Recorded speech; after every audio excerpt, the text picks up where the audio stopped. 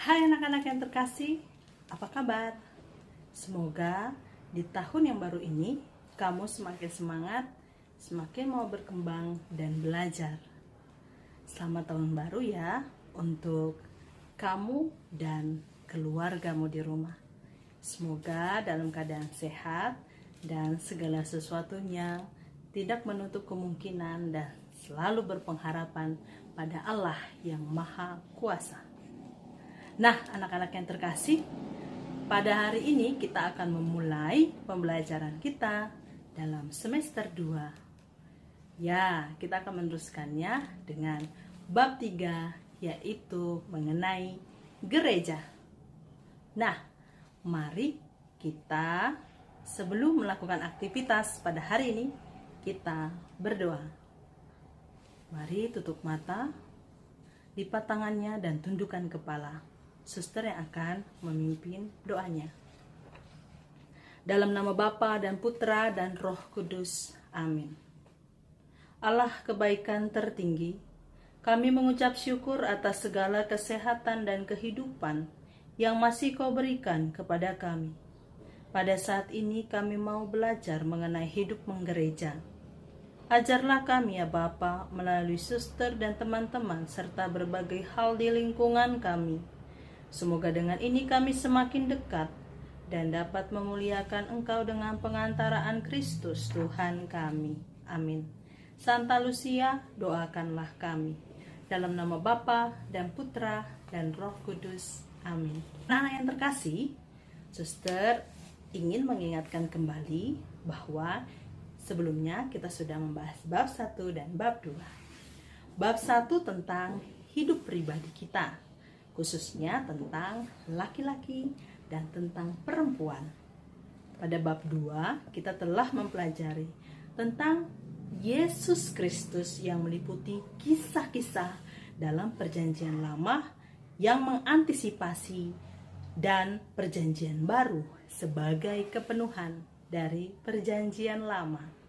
Nah, sekarang kita memasuki bab 3, sesi yang pertama. Bab 3 ini ada 2 sesi. Sesi yang pertama adalah terlibat dalam hidup menggereja. Yang kedua, hidup bersama yang dijiwai Roh Kudus. Nah, sekarang kita akan memasuki yang pertama, yaitu terlibat dalam hidup menggereja. Anak-anak yang terkasih, dalam hidup menggereja, sering sekali kita hanya melihat secara fisik, yaitu gereja melalui gedung dan menaranya saja. Tapi sebenarnya bukan itu. Nah, anak-anak, sekarang suster ajak kamu untuk bernyanyi bersama. Ayo kita bernyanyi bersama. Hidup menggereja, aku dan kamu adalah gereja. Yuk.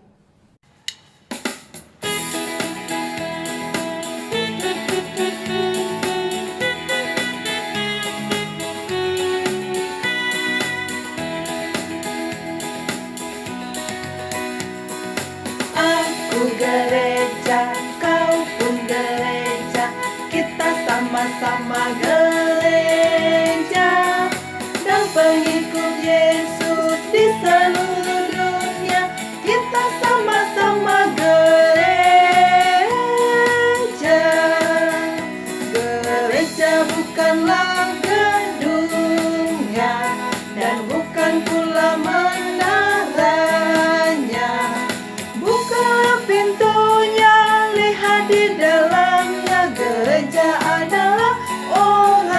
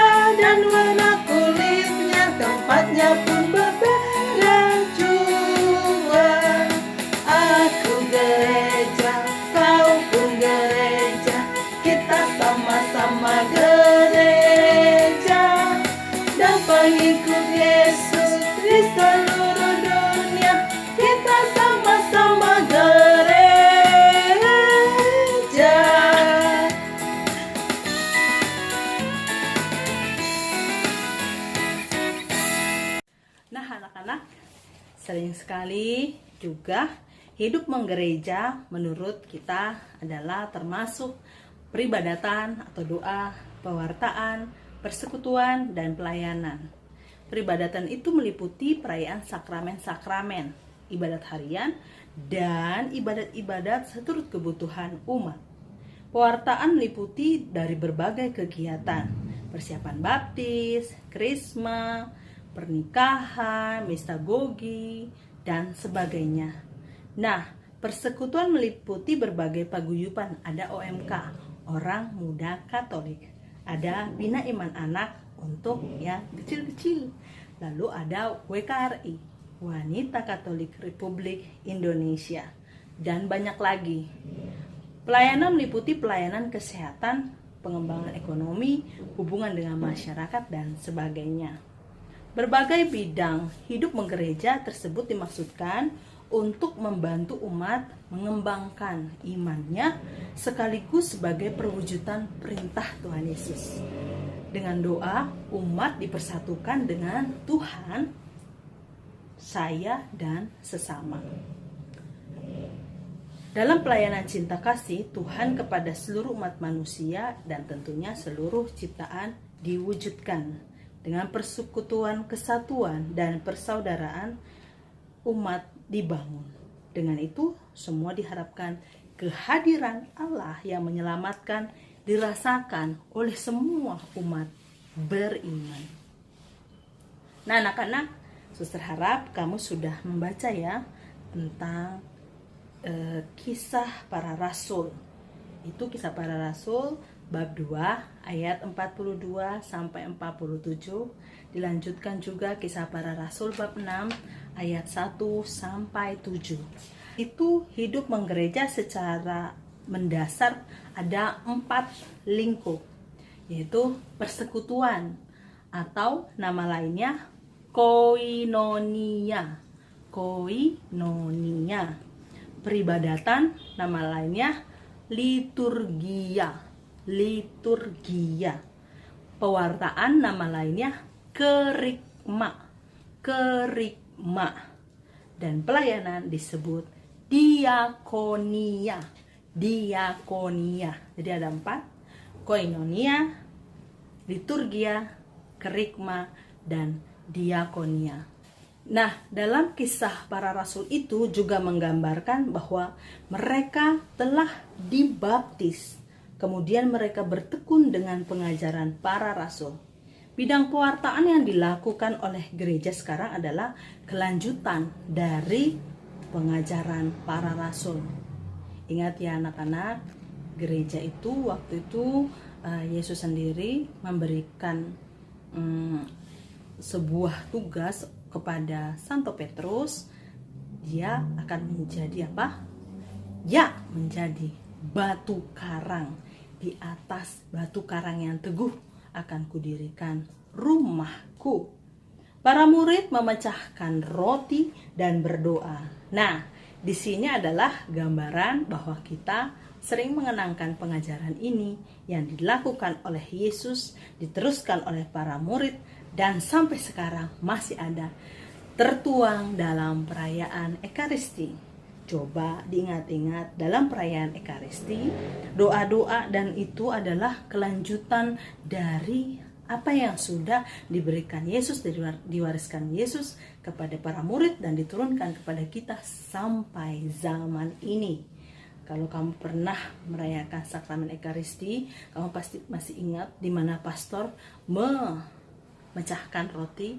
Di situ ada pengenangan mengenai apa yang pernah dilakukan Yesus. Ajaran firman dan doa membangun persaudaraan yang erat seperti sebuah keluarga. Mereka sehati sejiwa. Inilah yang disebut dengan persekutuan. Nah, persaudaraan dalam Tuhan itu menggerakkan mereka untuk berbagi. Jadi, setelah melihat apa yang menjadi milik mereka diberikan untuk bersama, bukan untuk diriku saja atau namanya egois. Dengan begitu tidak ada yang berkekurangan di antara mereka. Ketika ternyata para janda dan orang-orang miskin tidak terlayani, Para rasul mengangkat pelayan-pelayan bagi mereka agar para rasul dapat tetap melayani firman dan memecahkan roti. Suasana penuh persaudaraan dan damai yang berpusat pada pemecahan roti dan firman, sehingga tidak ada yang berkekurangan, adalah situasi yang dikehendaki Allah. Situasi di mana kehendak dan perintah Allah terlaksana adalah situasi yang diharapkan senantiasa yang dikerjakan oleh Yesus sendiri. Dalam doa Bapa kami, Yesus berdoa dan mengajak para murid mendoakan, jadilah kehendak-Mu. Yesus berkeliling menyembuhkan orang yang sakit, memberi makan banyak orang, mengajar, mengampuni dosa, mengusir setan, dan bekerja untuk mewujudkan kehendak Allah atau membangun kerajaan Allah. Jadi, bidang-bidang pelayanan dan susunan pengurusan gereja adalah sebuah usaha untuk menghadirkan Allah di tengah kehidupan manusia, sekaligus sarana untuk mengembangkan iman umatnya. Maka anak-anak yang terkasih, pada hari ini kita akan diberikan tugas, yaitu kamu memvideokan, belajar dulu tentang nyanyian mengenai gereja, sehingga kamu bisa mengerti sebenarnya gereja itu bukanlah hanya bangunan fisik, tetapi orang-orang yang di dalamnya yang meneruskan, mengenangkan, dan melanjutkan tugas menciptakan kerajaan Allah, yaitu meneruskan tugas-tugas Yesus. Nah, itu bisa diupload setelah kamu bernyanyi. Lalu seperti yang kemarin ya, sudah pernah juga suster berikan tugas tentang KSPL, KSPB, dan Deuterokanonika. Itu kamu upload di e-learning. Nah, sedangkan untuk bab ini, sesi yang pertama ada 2 tugas. Tugas yang teori adalah untuk minggu depan, sedangkan hari ini, 1 minggu ini, suster berikan waktu untuk kamu mengerjakan tugas upload video tentang menyanyikan lagu gereja. Baik anak-anak, mari kita hening sejenak untuk membiarkan pembelajaran hari ini masuk dalam hati kita masing-masing. Kita melakukan refleksi dengan hening sejenak.